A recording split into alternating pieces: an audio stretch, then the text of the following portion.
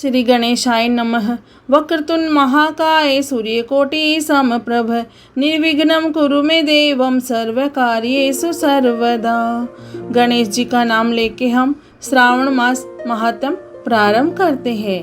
हे शंकर भगवान, हे माता पार्वती, आपको कोटि कोटि प्रणाम और कोटि कोटि धन्यवाद। श्रावण मास महात्म का 29वां अध्याय प्रारंभ करते हैं। श्रावण मास में किए जाने वाले व्रतों का काल निर्णय।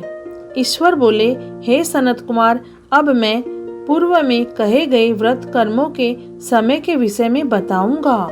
हे महामुने, किस समय कौन सा कृत्य करना चाहिए उसे सुनिए। श्रावण मास में कौन सी तिथि किस विहित काल में ग्रहण के योग्य होती है और उस तिथि में पूजा जागरण आदि से संबंधित मुख्य समय क्या है।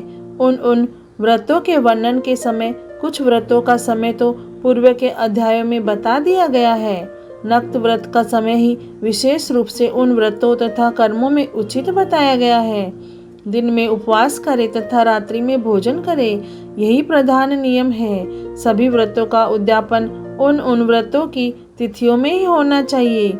यदि किसी कारण से उन तिथि में उद्यापन असंभव हो तो पांचांग शुद्ध दिन में एक दिन पूर्व अधिवासन करके और दूसरे दिन आदर पूर्वक होम आदि कृत्यों को करे।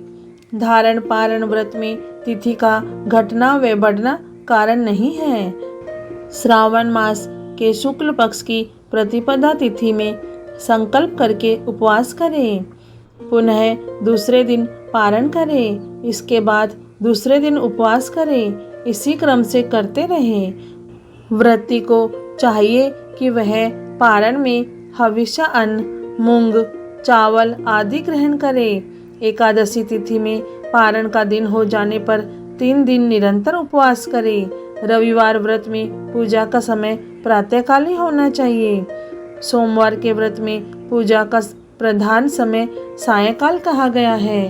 मंगल, बुध तथा गुरु के व्रत में पूजन के लिए मुख्य समय प्रातःकाल है। शुक्रवार के व्रत में पूजन उषा काल से लेकर सूर्योदय के पूर्व तक हो जाना चाहिए तथा रात्रि में जागरण करना चाहिए। शनिवार के दिन व्रत में नरसिंह का पूजन सायंकाल में करें। शनि के व्रत में शनि के दान के लिए मध्याह्न मुख्य समय कहा गया है।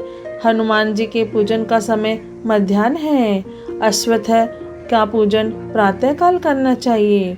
हे वत्स, रोटक नामक व्रत में यदि सोमवार युक्त प्रतिपदा तिथि हो तो वह प्रतिपदा 3 मुहूर्त से कुछ अधिक होनी चाहिए, अन्यथा पूर्व योगिनी प्रतिपदा ग्रहण करनी चाहिए। औदुंबरी द्वितीया सायंकाल व्यापिनी मानी गई है।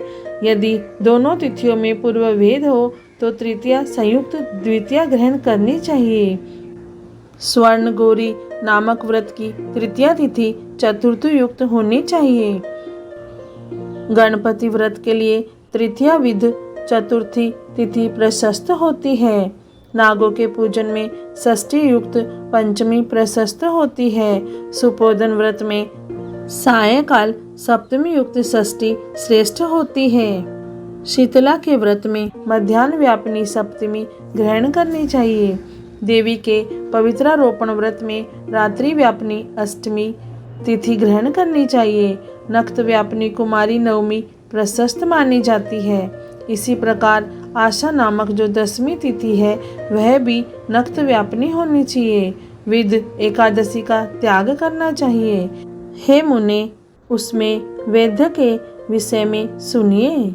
एकादशी व्रत के लिए अरुणोदय में 10वीं का वेद वैष्णव के लिए है तथा सूर्योदय में 10वीं का वेद स्मार्तों के लिए निंद्य होता है। रात्रि के अंतिम प्रहर का आधा भाग अरुणोदय होता है।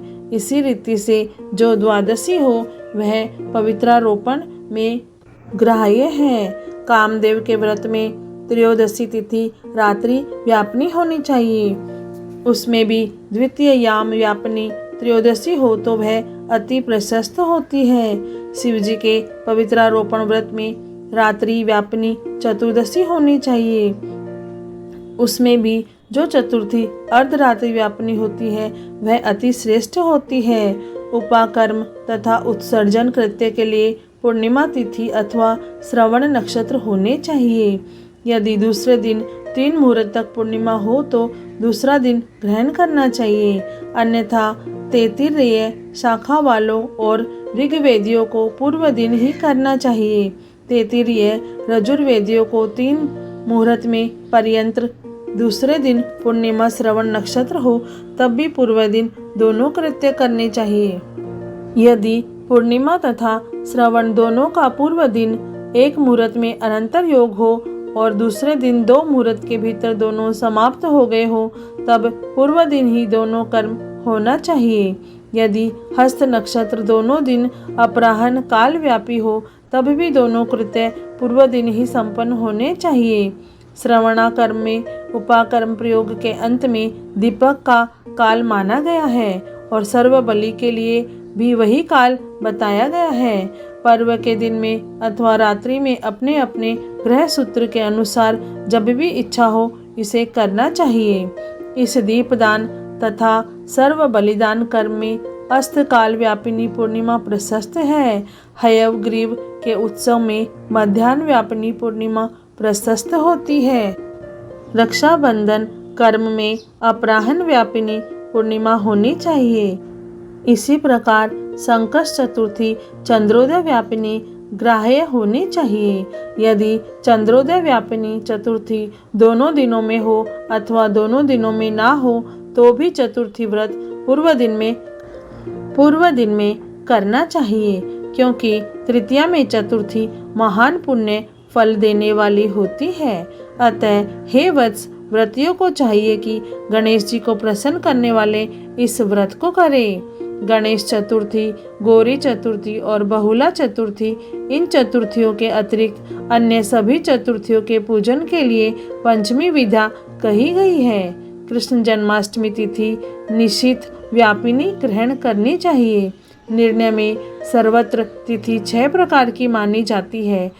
पहली, दोनों दिन पूर्ण व्याप्ति, दूसरी दोनों दिन केवल अव्याप्ति और तीसरी अंश से दोनों दिन समव्याप्ति, चौथी अंश से दोनों दिन विषम व्याप्ति, पांचवी पूर्व दिन संपूर्ण व्याप्ति और दूसरे दिन केवल आंशिक व्याप्ति, पूर्व दिन आंशिक व्याप्ति और छठी दूसरे दिन अव्याप्ति। इन पक्षों में 3 पक्षों में जिस प्रकार संदेह नहीं है उसे अब सुनिए।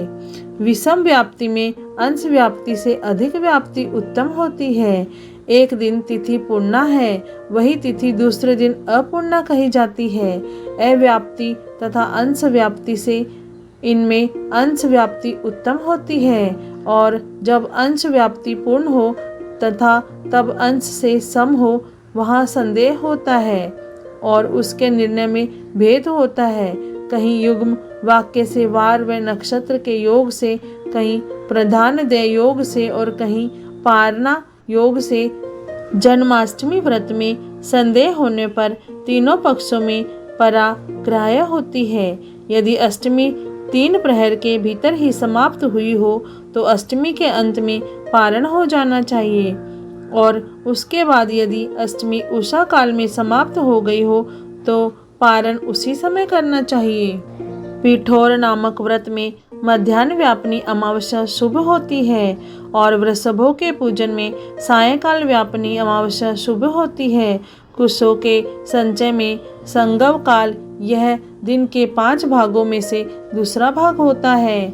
व्यापिनी अमावस्या शुभ कही गई है। सूर्य के कर्क संक्रमण में 30 घड़ी पूर्व का काल पुण्य में मानते हैं। अगस्त्य के अर्घ्य का काल तो व्रत वर्णन में कह दिया गया है। हे वत्स, मैंने आपसे यह कर्मों के काल का निर्णय कह दिया। जो मनुष्य इस अध्याय को सुनता है अथवा इसका पाठ करता है वह श्रावण मास में किए गए सभी व्रतों का फल प्राप्त करता है। इस प्रकार श्रावण मास महात्म का 29वां अध्याय पूर्ण हुआ। हे भोलेनाथ, हे शिव शंभु, हे माता पार्वती, आपको कोटि कोटि प्रणाम और कोटि कोटि धन्यवाद। ओम नमः शिवाय।